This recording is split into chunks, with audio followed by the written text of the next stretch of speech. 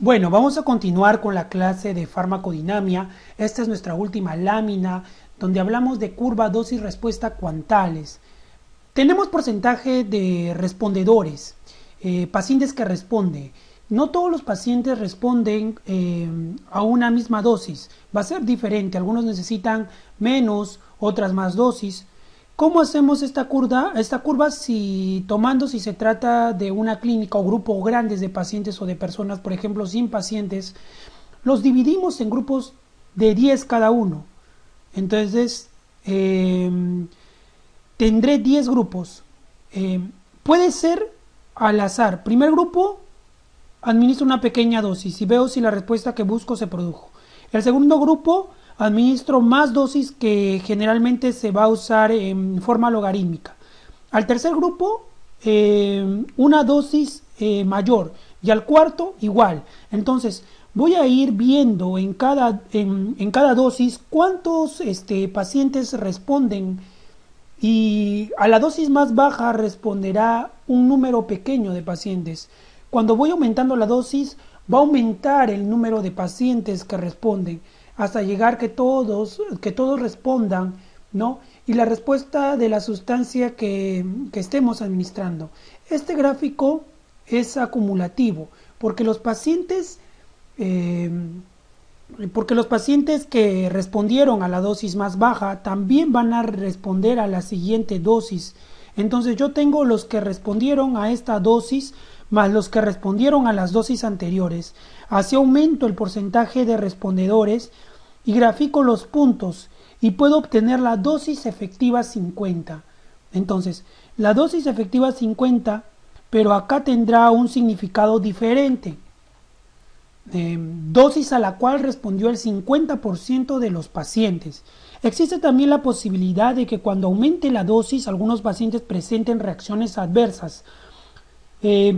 Puedo tomando también y así tengo una curva que me representa las posibilidades de reacciones adversas que van presentando conforme vaya aumentando la dosis a un determinado grupo de pacientes. Lo puedo también graficar y voy a obtener la dosis tóxica 50, dosis en la cual se presentan reacciones adversas. 50% de los pacientes.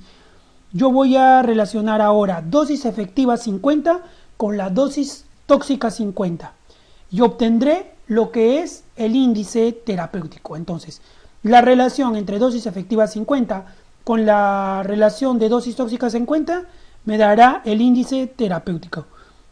Yo quiero ser más exquisito obteniendo los resultados porque el fármaco produce demasiadas reacciones adversas. Yo puedo tener ya no la dosis efectiva 50, sino la dosis efectiva 90 y la dosis tóxica sería 10. En este caso voy a ver el 90% que va a responder con seguridad y el 10% presentará reacciones tóxicas. No, yo puedo poner 10-90, 20-80, 50-50. Entonces, con este último concepto de curva de dosis respuestas cuantales y el de índice terapéutico, hemos acabado con toda la parte de farmacodinamia. Y ahora en nuestro tema de hoy era farmacodinamia y reacciones adversas medicamentosas. Entonces vamos a ir al tema de seguridad farmacológica. Entonces, dentro del tema de seguridad farmacológica, vamos a hablar acerca de reacciones adversas medicamentosas.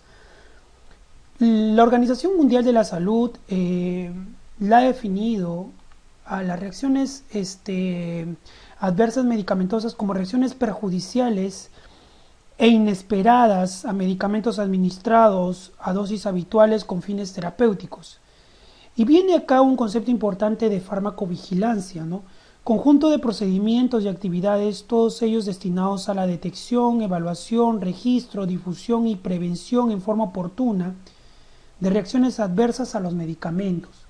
Entonces, cuando fármaco va a pasar al arsenal terapéutico, se necesitan varios pasos. Primero se prueban en sujetos sanos para probar, ¿no? Si existen reacciones.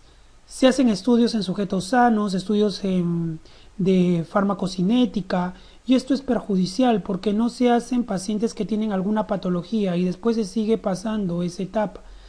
Ya se hacen ensayos en pacientes en números pequeños que tengan la enfermedad y después ya se pasan a poblaciones más grandes. Nunca se van a poder ensayar en todas las áreas de todas las latitudes, pero luego que pasa esa etapa y se ha visto que fármacos son seguros, se puede dar el pase para comercializarlo. Pero una vez que se comercializa y salen a otras latitudes, se pueden encontrar algunas reacciones adversas que nunca que nunca vienen a verse en los ensayos clínicos, sobre todo aquellas que son de tipo genético, no se ha presentado en todos los pacientes, sino en los que tengan una determinada característica, como por ejemplo no que tengan problemas en el desarrollo enzimático, por ejemplo, ¿no? Como no se presenta en un gran número de pacientes, pueden presentar uno o ninguno, y ahí surge el término de farmacovigilancia. La vigilancia tiene que hacerse en todos los ensayos. Entonces, hay necesidad de hacerle vigilancia a un fármaco que recién entra al mercado por situaciones diferentes de una determinada latitud, puede presentar mayor cantidad de reacciones adversas. Los objetivos de la farmacovigilancia son más que todo detectar oportunamente las RAMs, especialmente nuevas e inesperadas, identificar factores de riesgo para las RAMs e interacciones, evaluar la información obtenida, difundir oportuna y eficazmente la información obtenida y proponer medidas correctivas convenientes. Entonces, vamos a continuar hablando de reacciones adversas medicamentosas, y tenemos diferentes tipos de reacciones adversas medicamentosas. Tenemos reacciones de tipo A, que es aumentada. Las de tipo A relacionadas más que todo con la dosis, ¿no? A mayor dosis, mayor respuesta, mayor probabilidad de aparecer reacciones adversas.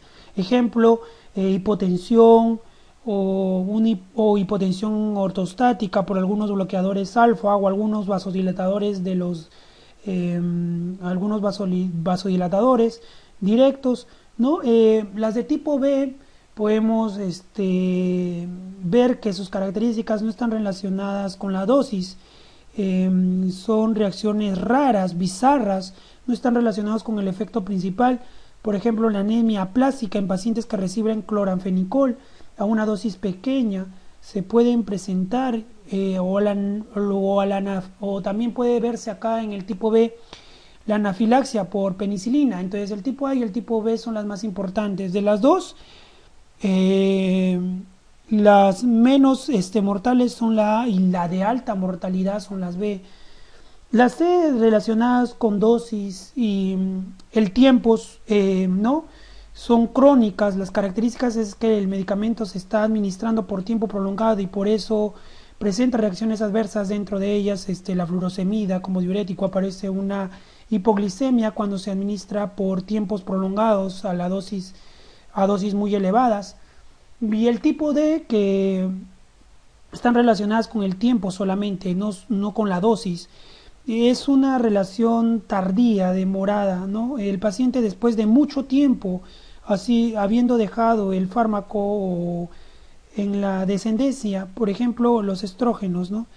Es el estrógeno más antiguo, era un anticonceptivo, entonces no se conocía mucho la fisiología, daban dosis elevadas, pero tampoco tendrían mayor efecto, y así fallaba, ¿no? Y la mujer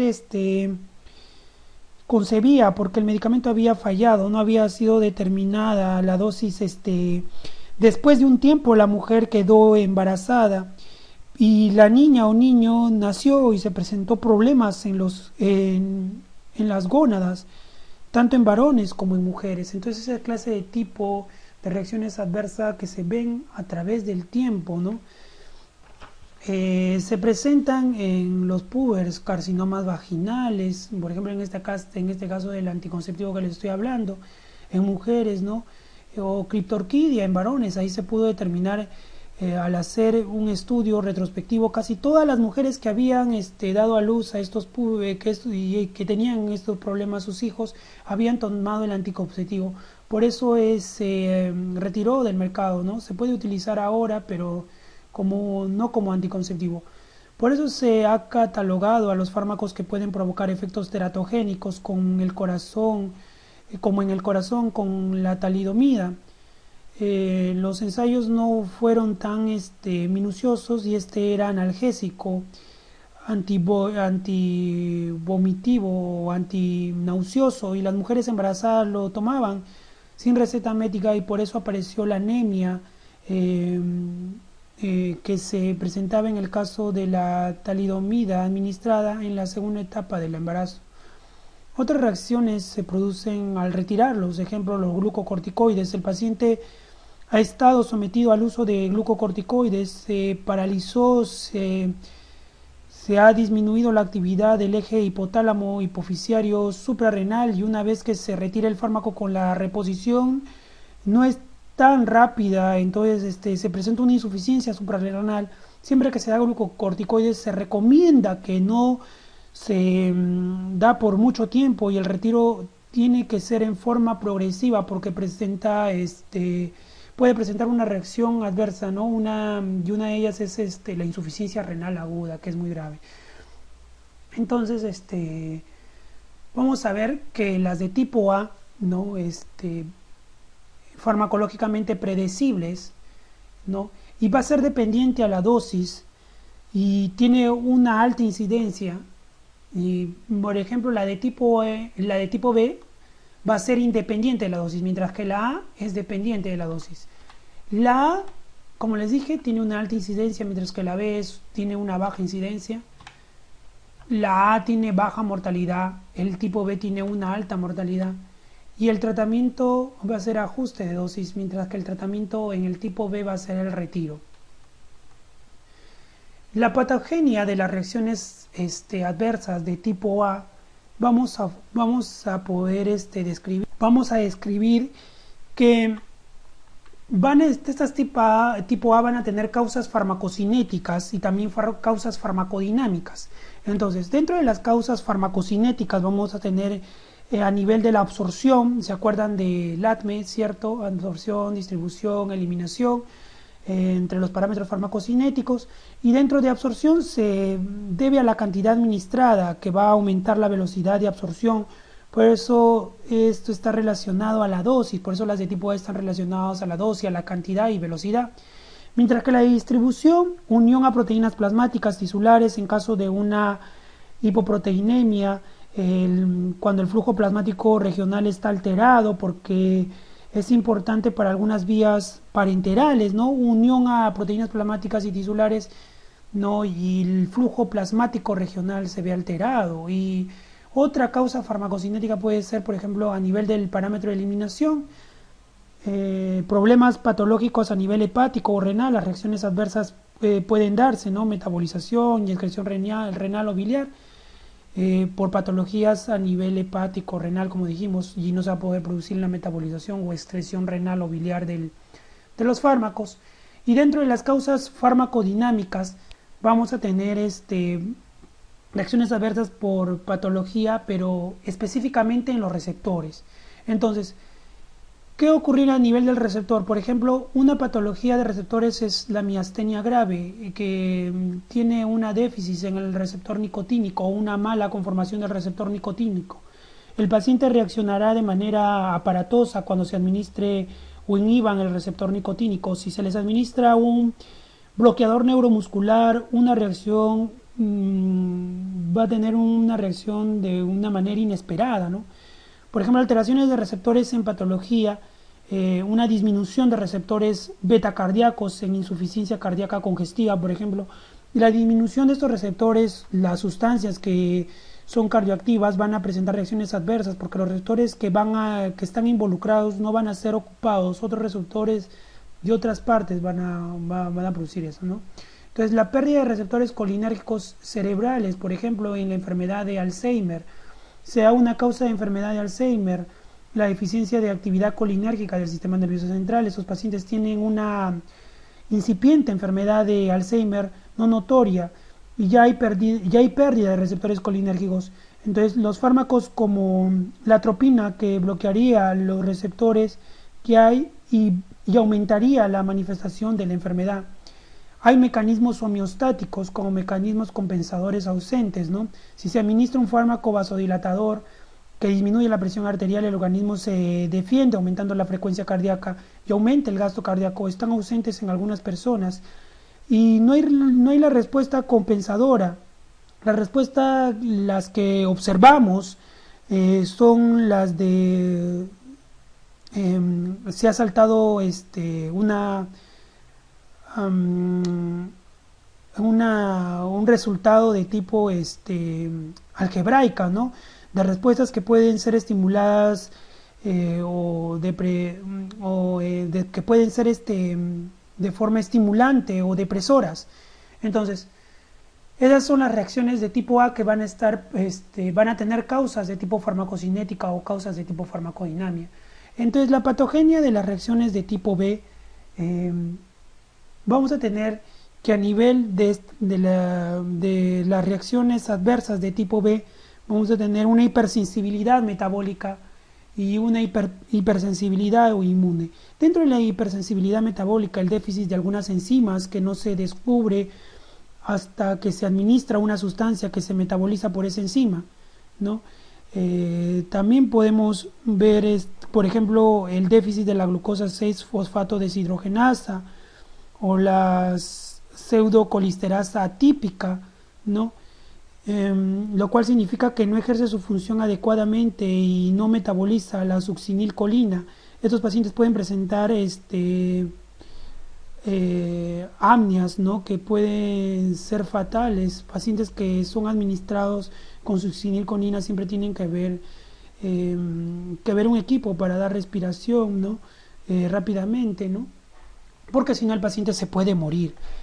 Entonces, dentro de la hipersensibilidad inmune vamos a tener las reacciones de tipo 1, las de tipo 2, las de tipo 3 y las de tipo 4. Las reacciones de tipo 1, que son inmediatas, que es la anafilaxia, que es mediada por la inmunoglobulina E, es una reacción inmediata, esta de acá. La de tipo 2 es la citotóxica. El fármaco, que actúa como un apteno, se va a unir a las plaquetas, eritrocitos y otros elementos formes y van a estar mediados por inmunoglobulinas, la E, la M, la A, y finalmente la citotóxica producirá una lisis celular y habrá una ruptura celular. Mientras que las reacciones de tipo 3, entonces, por ejemplo, ya antes de pasar a la reacción de tipo 3, una reacción de tipo 1 puede ser una urticaria, una dermatitis atípica, ¿no? Mientras que una de tipo 2 puede ser una hemólisis, ¿no? Porque este apteno se pone en el glóbulo rojo y de ahí hay una lisis celular. Entonces, las de tipo 3 son provocadas por la formación de inmunocomplejos. El apteno se une a una inmunoglobulina G, acá se forman complejos que van contra el fármaco en la circulación, provocando la lesión a nivel del endotelio, por ejemplo una vasculitis cutánea que puede presentar algunos fármacos, ¿no? Entonces aquí en la tipo 3 lo característico es la formación de inmunocomplejos, apteno más la inmunoglobulina G o la M. Contra el fármaco en la circulación va a producir una lesión en el endotelio. El ejemplo claro, una vasculitis cutánea. En las reacciones de tipo 4, celular diferida, intervienen los linfocitos T sensibilizados frente al fármaco. Esta reacción es pues tardía, no aparece inmediatamente, se presenta como una reacción de tipo inflamatoria, descamaciones a nivel de varias partes del cuerpo. Entonces, hacer una prueba de sensibilidad a la administración del fármaco en pequeñas cantidades provocan reacciones inmediatas, no tan dramáticas, que pueden ser tratadas rápidamente. Hay que tomarlo en cuenta. Entonces las de tipo 4 van a ser celular diferidas, linfocitos T sensibilizados frente a fármacos de forma tardía y van a producir en forma tardía una reacción inflamatoria. Entonces vamos a ir a otro tema importante que son las interacciones medicamentosas. Dentro de interacciones medicamentosas vamos a tener que esté implicada la presencia de dos fármacos en el organismo en forma simultánea, ¿no? En muchos casos, en pacientes que tengan muchas enfermedades, prácticamente lo que se hace una polifarmacia. Esto aumenta con mayor frecuencia las reacciones adversas producto de interacciones medicamentosas, producto del uso de fármaco en forma simultánea, como consecuencia un aumento de la toxicidad. ¿Qué más me puede dar esta polifarmacia? Aparte del aumento de toxicidad, ¿no? Una disminución de la actividad terapéutica. Entonces, un aumento de la toxicidad, una interacción no solo es una sinergia o aparición de reacciones exageradas o que no tengan nada que ver con la reacción principal, pero que se presente también, puede hacer situaciones antagónicas, también es una interacción que está utilizando dos fármacos, entonces puede haber una disminución de la actividad terapéutica. Muchos de los antiácidos que normalmente se conocen como el hidróxido de aluminio, por ejemplo, o de magnesio, el hidróxido de magnesio que viene para ser digerido, muchas veces se ingiere simultáneamente con medicamentos que no se va a poder absorber cuando el pH está alterado. Ahí puede haber la disminución de una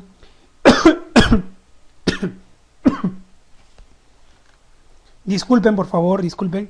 Entonces seguimos hablando acerca de la disminución de la actividad terapéutica. Entonces, como dijimos, se puede absorber cuando el pH está alterado y ahí puede haber disminución de la actividad terapéutica. O también puede haber un aumento de la actividad terapéutica, ¿no? Una consecuencia de la interacción. Puede también ser beneficioso en algunos casos. Se hacen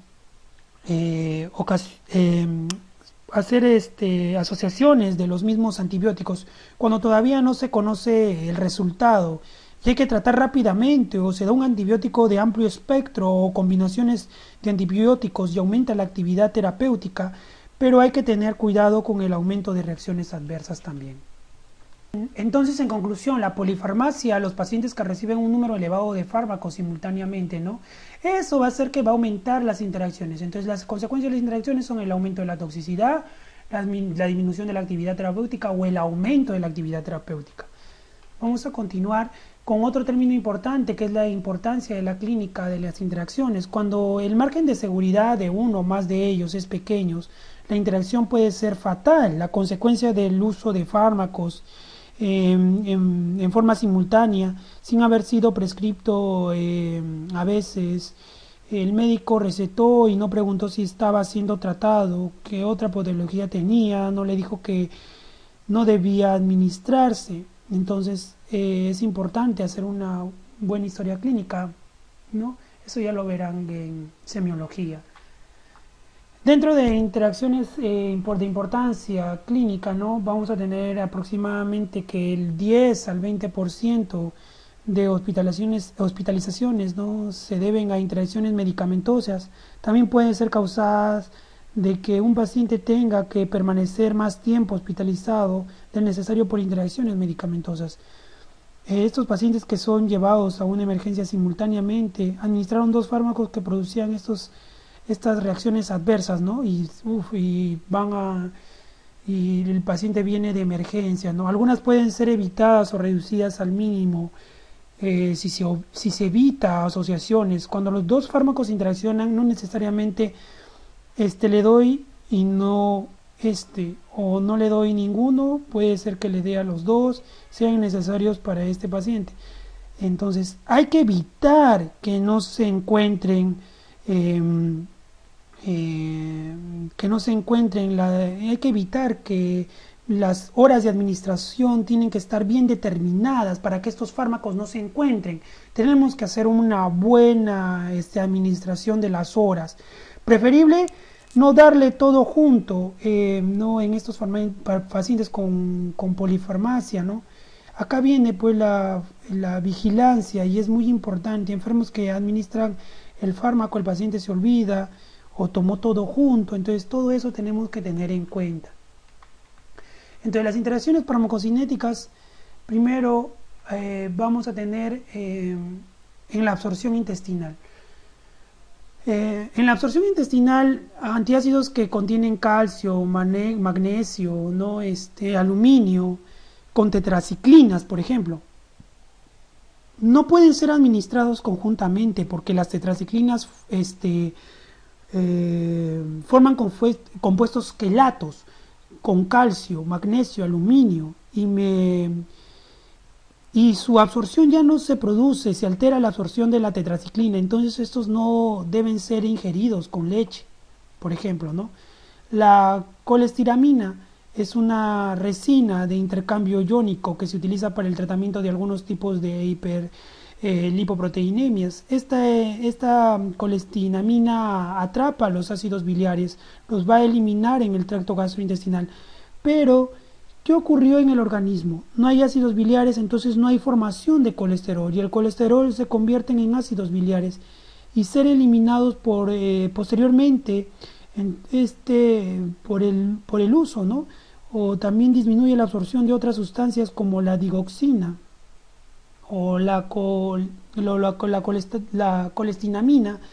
Nos puede servir para dos situaciones opuestas. Si disminuye la cantidad de digoxina, la cantidad que estamos administrando oralmente para una insuficiencia cardíaca, no va a ser suficiente porque no se absorbió adecuadamente, pero si la persona ingirió más de la dosis, la colestiramina, puede disminuir esta absorción para evitar la absorción de la digoxina y puede ser buena, ¿no? O malo. La ranitidina, que es un anti-H2, ¿no? Un antagonista, un anti-H2 que actúa como un antiácido, que disminuye la absorción de muchas sustancias, ¿no? Antifúngicos como el ketoconazol, otros antifúngicos que necesitan de los ácidos grasos para absorberse. Si alteramos la acidez gástrica, estas muestras ya no se van a absorber, ¿no? Entonces va a disminuir la absorción del ketoconazol. Vamos a ver que entonces la absorción intestinal, antiácidos que contienen calcio, magnesio, aluminio, que se combinan con tetraciclina, un ejemplo clásico. La otra, la colestiramina, que disminuye la absorción de la digoxina, o sea, pero a veces nos puede ayudar también, ¿no? En sobredosis de digoxina, pero también no podemos esquematizar, no dar o prescribir al mismo tiempo una colestiramina con una digoxina sin ver, porque ya sabemos que esta va a disminuir, ¿no? su absorción. Y la ranitidina, que disminuye la absorción del ketoconazol, que es un antifúngico, que ya nos van a ir conociendo. A nivel de la distribución, también las interacciones farmacocinéticas a nivel de la distribución. Lo que vamos a ver acá es, por ejemplo, la fenilutazona, que es un antipirético, ¿no? Que disminuye la fiebre y desplaza la warfarina. Y esta warfarina casi la gran mayoría lo desplaza. Tiene un estrecho margen de seguridad. Con un anticoagulante la dosis debe ser individualizada, ¿no? Y más que todo si es warfarina. Lo mejor es que ningún medicamento que no esté prescrito, y si necesita algo acudir, si es que le dan, hay que ajustar bien la dosis de warfarina, ¿no? Entonces la fenilutazona, que es un antipirético, desplaza la warfarina de su unión a proteínas plasmáticas y produce hemorragias. Por ejemplo, también tenemos a la quinidina, que desplaza la digoxina y van a producirse arritmias producidas por la digoxina, ¿cierto? A nivel del metabolismo, en el metabolismo, por ejemplo, barbitúricos, que es un inductor enzimático, el fenobarbital, acelera el metabolismo de estrógenos, cortisol y progesterona. Esto casi lo hemos visto en la clase de farmacocinética, ¿no se acuerdan?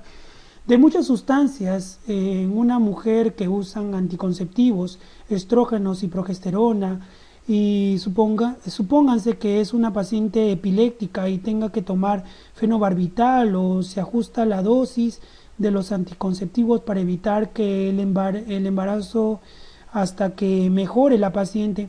En las mujeres embarazadas, tantos peligros es de dar el fármaco como no darlo. Hay que ver si no es problema para el feto y no darlo a que aparezcan las convulsiones también es peligroso, tiene que ser tratado. Hay que evitar el embarazo temporalmente en este caso. También a nivel de las interacciones farmacocinéticas, a nivel de la eliminación, ¿no? Inhibición de la excreción de penicilina por el probenecid, que por competencia en la secreción activa, ¿no? Puede presentar reacciones adversas de la penicilina. Vamos a tener también interacciones farmacodinámicas, ¿no? Y hemos visto ahorita las interacciones, todas las farmacocinéticas dentro de sus parámetros, y ahora dentro de las, más que todo, interacciones farmacodinámicas tienen que ver con los receptores, ¿no? Por ejemplo, el cloranfenicol con las tetraciclinas se potencia la acción antibacteriana, pero aumentan las reacciones adversas medicamentosas.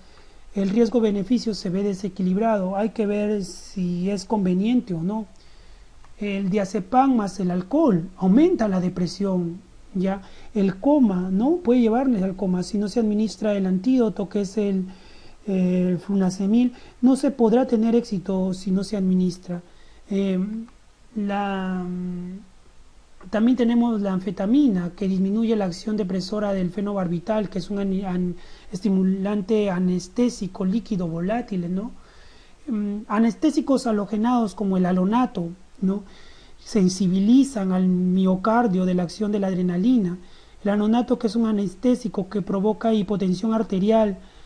¿Cómo soluciono dando adrenalina? Porque no produce arritmia, que por eso no daremos a alfagonistas, una sustancia que es muy vasoconstrictora, ¿no? Entonces lo que tenemos que hacer es dar los alfagonistas, ¿no? Porque si damos la adrenalina, va a producir arritmia, ¿cierto? Entonces, como dije, el anestésico halogenado como el halonato, que sensibilizan para que la adrenalina estimule el miocardio con menores concentraciones. Entonces van a producir las arritmias. Diuréticos, depletores de potasio, ¿no? Sensibilizan el miocardio. Por ejemplo, acá tenemos a la furosemida, las tiazidas, sensibilizan el miocardio y a la acción tóxica de la digoxina, que es de estrecho margen de seguridad, y por lo tanto el uso de diuréticos aumenta su toxicidad. Digoxina, hay que evitar la depresión de potasio, porque la digoxina inhibe la bomba de sodio-potasio. Hay que tener cuidado, ¿no? Y si se necesita diuréticos muy fuertes, hay que administrarlos conjuntamente con ahorradores de potasios, como por ejemplo el estandereno o la mirodina, ¿no? O que son fármacos que son ahorradores de potasio, ¿no? Si se necesita furosemida cuando hay edema cardíaco, en insuficiencia cardíaca, se necesita el diurético, porque hay que tener cuidado si está administrándose también la digoxina para esa insuficiencia. Entonces vamos a tener también interacciones de nutrientes con medicamentos. Dentro de las interacciones de nutrientes con los medicamentos, tenemos alimentos ricos por ejemplo, en tinamina. Esta es una amina simpático-mimética de acción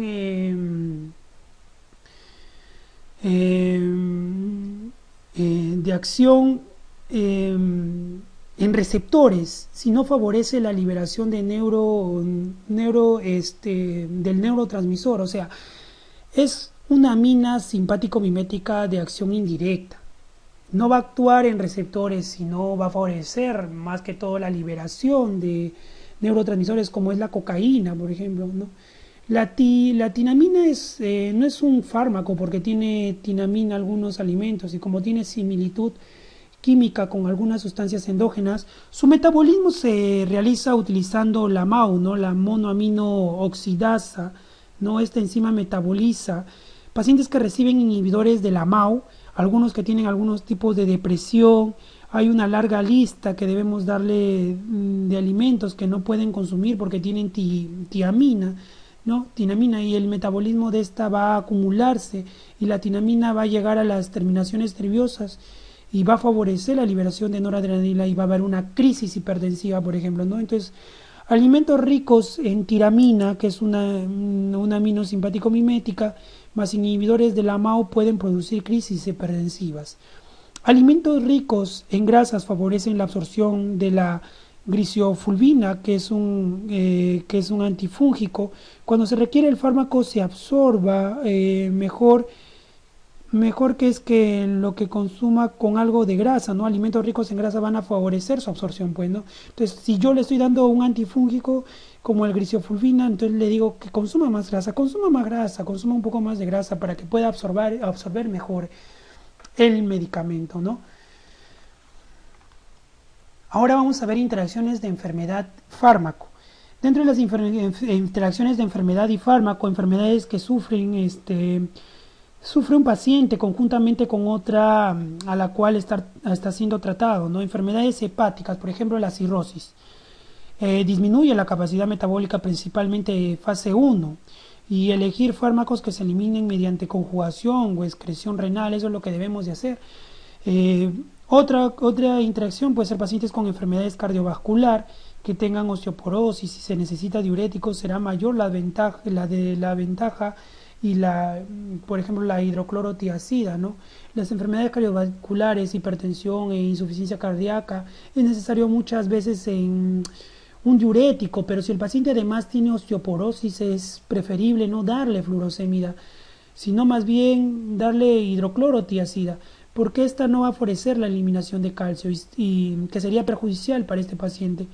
Pero otros diuréticos sí pueden favorecerlo, ¿no? Por ejemplo, también tenemos acloridria, que afecta la absorción de vitamina B12, ¿no? Afecta la absorción de vitamina B12, se forma el factor intrínseco, que es el que acarrea a la vitamina B12 hasta el lugar de absorción cuando hay acloridria.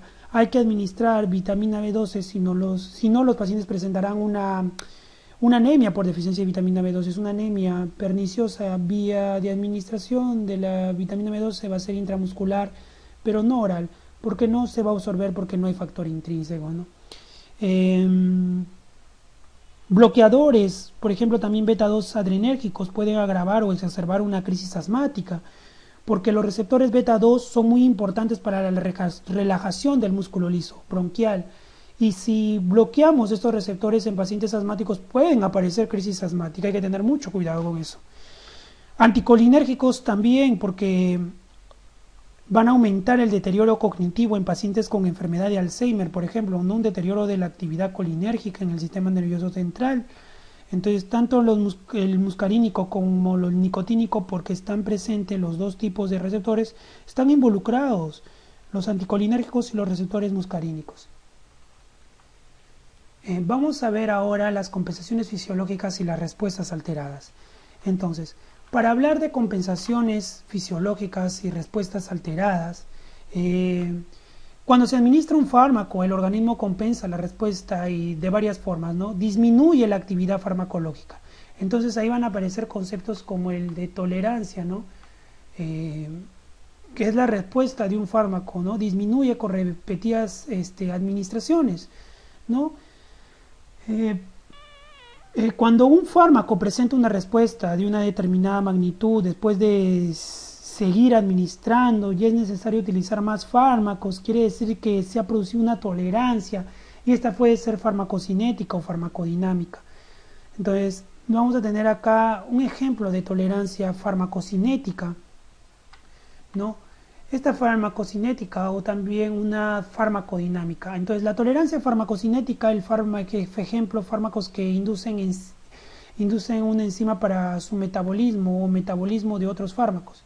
Los barbitúricos, porque como el fenobarbital, por ejemplo, el fenobarbital aumenta o induce la actividad enzimática para que su propio metabolismo, si se administra en forma muy frecuente, el organismo reacciona aumentando la actividad metabólica. En la tolerancia farmacodinámica, a nivel celular, cambios en el número o función de los receptores, exposición prolongada de un fármaco, no beta agonistas en el tratamiento del asma que posterior va a disminuir su respuesta. Entonces, Todo eso tenemos que tener cuidado. Entonces, mecanismos de tolerancia, vamos a tener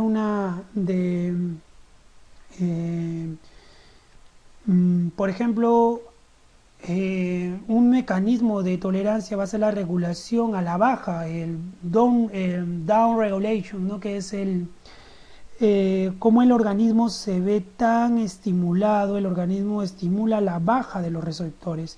Si no hay receptores, no hay donde el fármaco actúe, por ello la respuesta disminuye, ¿no? Entonces, por eso es que se llama down regulation, ¿no? O sea, regulación baja. La desensibilización disminuye la apertura de canales iónicos como las benzodiazepinas. En el caso de las benzodiazepinas favorecen la apertura de canales de cloro en el receptor GABA. Cuando se administra en forma muy frecuente, el receptor disminuye la apertura y no entra el cloro.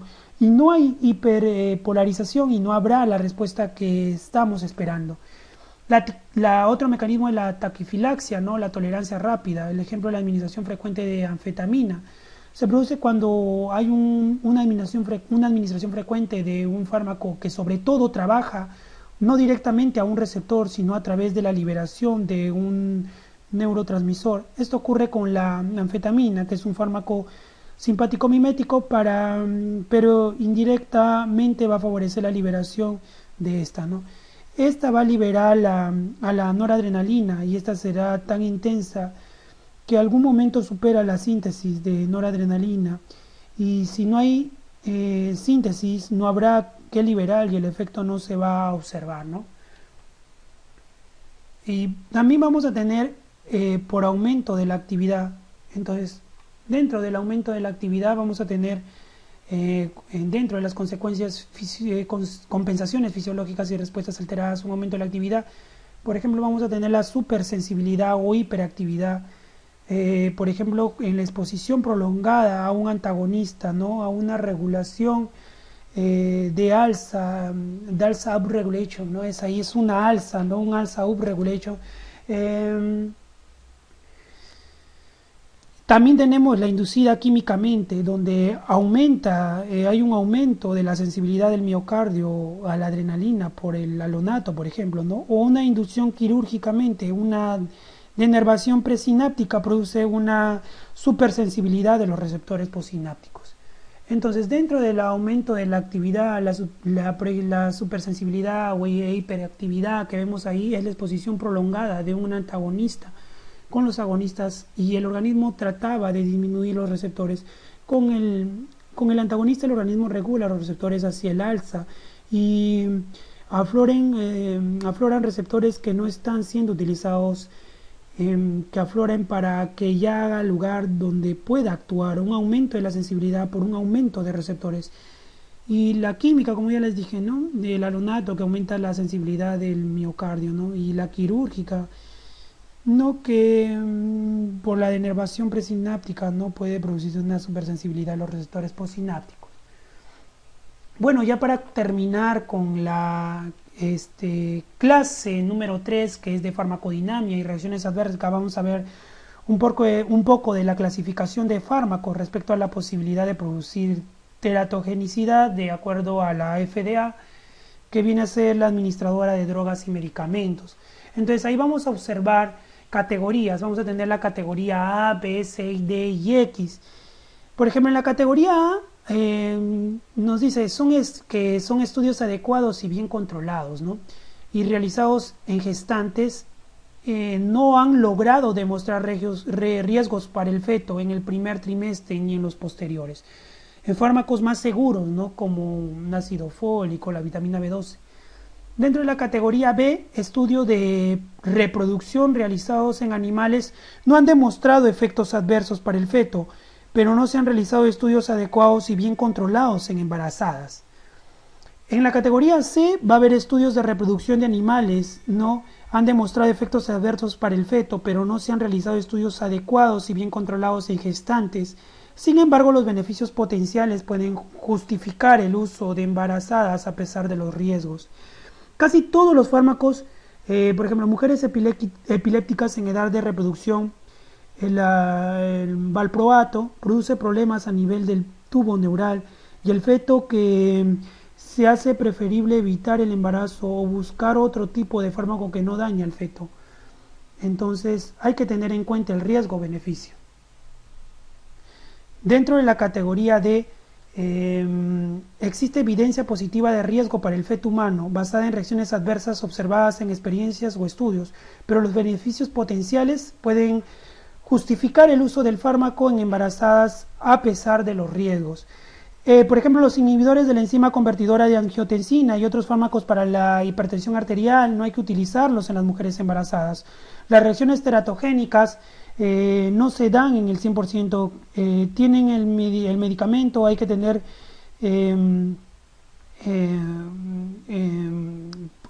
pueden tener no muerte en el periodo gestacional, el periodo embrionario.